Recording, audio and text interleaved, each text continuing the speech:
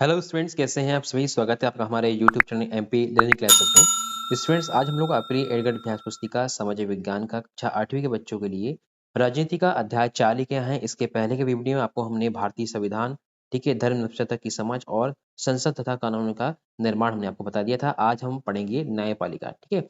ये आपका राजनीति का अध्याय 4 है। इसके बाद हमने अध्याय 5, अध्याय 6, अध्याय 7 और अध्याय 8 भी हम कंप्लीट करेंगे।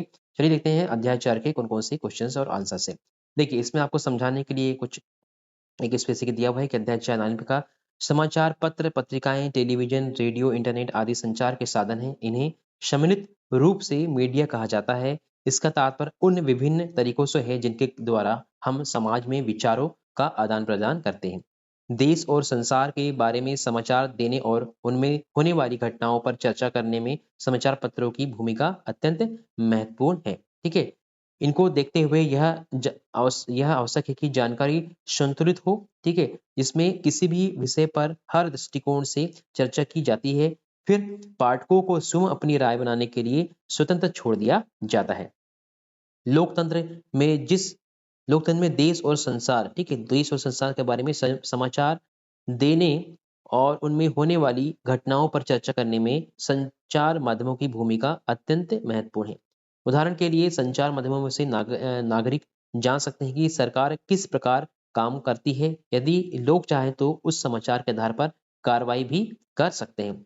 ऐसा वे संबंधित मंत्री को पत्र लिखकर, सार्वजनिक विरोध आयोजित करके, हस्ताक्षर अभियान चलाकर, ठीक है, पुनः उसके कार्यक्रम पर विचार करने का आग्रह कर सकते हैं। इस तरह से आपको इसमें जो है आपको न्यायपालिका के रूप में दिया हुआ है कि न्यायपालिका एक तरह से स्वतंत्र काम करती है हमारे भारत में। चलिए हम देखते हैं क्वेश्चन नंबर के 1 क्या दिया हुआ है। न्यायपालिका समीक्षा का अधिकार प्राप्त है, ठीक है। तो आपको ऑप्शन में दिया है कार्यपालिका, न्यायपालिका, विधायिका या फिर निर्वाचन आयोग। तो सही रहेगा आपका सी नंबर का जाएगा न्यायपालिका। क्वेश्चन देखते हैं दूसरा क्या दिया हुआ है। देखिए, जनहित याचिका की व्यवस्था विकसित करने का मुख्य उद्देश्य है। इसका आंसर में क्या दिया है, अपराधों पर अंकुश लगाना, दोषी को दंडित करना या फिर न्याय तक ज्यादा लोगों की पहुंच बनाना या फिर न्यायालयों के काम को बोझ को घटाना। तो क्या जाएगा इसका आपका सही आंसर सी जाएगा, न्याय तक ज्यादा लोगों की पहुंच बनाना, ठीक है। ये आपका सही आंसर हो जाएगा। चलिए क्वेश्चन देखते हैं हम लोग नेक्स्ट क्या है।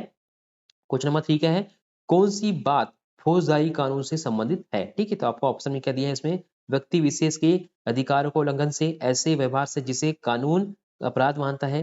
तीसरा क्या है, जब प्रभावित पक्ष याचिका दायर करे, या फिर डी क्या दिया है आपका, जब अदालत राहत की व्यवस्था करे। तो सही आंसर क्या है आपका इसमें, आपका बी नंबर का जाएगा, क्या जाएगा आपका, ऐसे व्यवहार से जिसे कानून अपराध मानता है। चलिए क्वेश्चन देखते हैं 4 क्या दिया है इसमें, आपको लघुत्तरी क्वेश्चन दिए हैं। क्वेश्चन नंबर 4 क्या दिया है, न्यायपालिका किन विभाग को निपटारा करती है।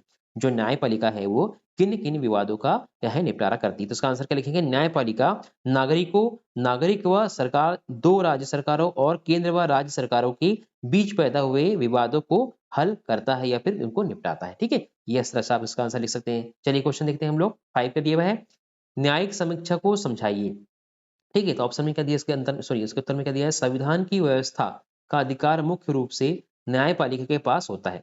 संसद द्वारा पारित किया गया कोई कानून संविधान के आधारभूत ढांचे का उल्लंघन करता है तो वह उस कानून को रद्द कर सकती है। उससे इसे न्याय समीक्षा कहते हैं, ठीक है। ये आपका आंसर हो जाएगा क्वेश्चन 4 का, सॉरी 5 का। अब देखते हैं क्वेश्चन नंबर 6 का दिया हुआ है, भारत के सर्वोच्च न्यायालय की स्थापना कब की गई थी। इसका आंसर क्या लिखेंगे, भारत के सर्वोच्च न्यायालय की स्थापना जो है कब की गई थी।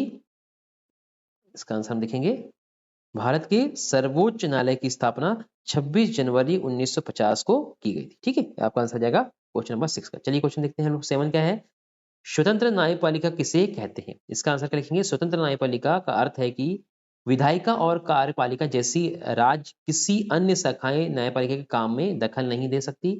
अदालतें सरकार के अधीन नहीं है, ना ही वे सरकार की ओर से काम करती, ठीक है। तो जितनी भी न्यायपालिका होती है क्या होती है, स्वतंत्र होती है। वो किसी भी गवर्नमेंट या किसी भी क्या है, किसी भी राज्य की सरकार या किसी भी केंद्र सरकार के दबाव में काम नहीं करती या उनके अंडर में काम नहीं करती है। इसका आंसर आपका 7वें का हो जाएगा। क्वेश्चन देखते हैं 8वां क्या दिया है, देश की सबसे बड़ी अदालत कौन सी है, वह कहाँ स्थित है, ठीक है। इसका आंसर क्या लिखेंगे, देश की सबसे बड़ी अदालत सर्वोच्च न्यायालय है, जिसको हम सुप्रीम कोर्ट कहते हैं, जो कि दिल्ली में स्थित है, ठीक है। नई दिल्ली में स्थित है, जिसको हम सुप्रीम कोर्ट भी कहते हैं। चलिए क्वेश्चन देखते हैं 9 क्या दिया हुआ है। क्वेश्चन 9 है, उच्च न्यायालयों की स्थापना सबसे पहले किस प्रेसिडेंसी शहरों में की गई थी, ठीक है। उच्च न्यायालयों की स्थापना सबसे पहले किस प्रेसिडेंसी शहरों में की गई थी। इसका आंसर करेंगे, उच्च न्यायालय की स्थापना सबसे पहले 1862 में कलकत्ता, बंबई और मद्रास में की गई थी। तीनों प्रेसिडेंसी शहर थे। ठीक है, ये आपका आंसर हो जाएगा। क्वेश्चन 10 का दिया, देखिए एकीकृत न्यायिक व्यवस्था से क्या आशय है। इसका आंसर क्या लिखेंगे आप, भारत में हमारे पास एकीकृत न्यायपालिका व्यवस्था है। इसका मतलब यह है कि ऊपरी अदालतों के फैसले नीचे की सारी अदालतों के मान्य होते हैं। ठीक है, जितनी भी ऊपर की जो व्यवस्था है, मतलब ये जो सुप्रीम कोर्ट है उसकी जो भी अगर जो भी उसकी क्या है आदेश रहेगा या जो फैसले होंगे वो सारी नीचे जो अदालत होती है सबको मान्य होगा। ठीक है, इस तरह से आप आंसर लिख सकते हैं। चलिए क्वेश्चन क्या है 11 लिखें, फौजदार और दीवानी कानूनों में क्या अंतर है। ठीक है, आपको लिखना बताना है कि फौजदारी और दीवानी कानून में अंतर लिखिए। तो देखिए फौजदारी और दीवानी कानून में अंतर क्या लिखेंगे आप, पहले लिखेंगे आपको क्या है पॉइंट कि ऐसे व्यवहार या क्रियाओं से संबंधित हैं जिन्हें कानून में अपराध माना गया है। उदाहरण के लिए चोरी, दहेज के लिए औरत को तंग करना, हत्या करना, ये सब क्या है आपके पहले वाले फौजदारी का जाएगा। दूसरा क्या देखिए फौजदारी क्या है, इसमें सबसे पहले आमतौर पर प्रथम सूचना रिपोर्ट मतलब आपकी एफआईआर दर्ज करानी होती है, दर्ज कराई जाती है। इसके बाद पुलिस अपराध की जांच करती है। ठीक है, और अगर की जांच करने के बाद अगर वो दोषी पाया जाता है केस फाइल करती है, जांच करती है और अदालत में केस फाइल करती है। ये आपका क्या जाएगा आपका फौजदारी कानून, जिसमें कोई एफआईआर लगाता वाली बात हो गई।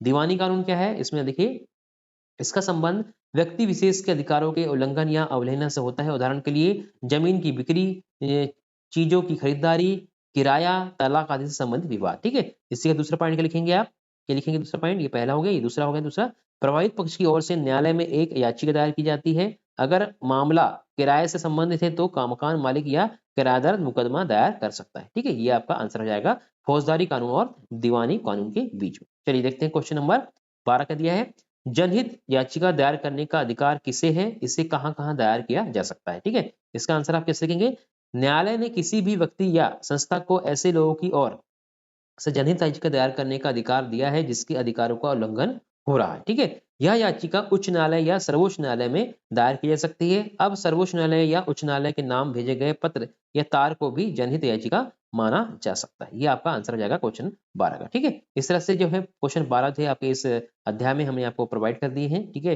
तो आपका ये चौथा अध्याय आपका कंप्लीट होता है न्यायपालिका। इसके बाद हम लोग उसका अध्याय 5 लेके आएंगे। तो ये वीडियो आपको कैसा लगा हमें कमेंट बॉक्स में बताएं, वीडियो को लाइक करें, शेयर करें अपने फ्रेंड्स को और चैनल को सब्सक्राइब जरूर कर दें ताकि इसके आने वाले जो वीडियोस हैं आपको तुरंत मिल जाएंगे। तो वीडियो देखने के लिए बहुत बहुत धन्यवाद। Thanks for watching.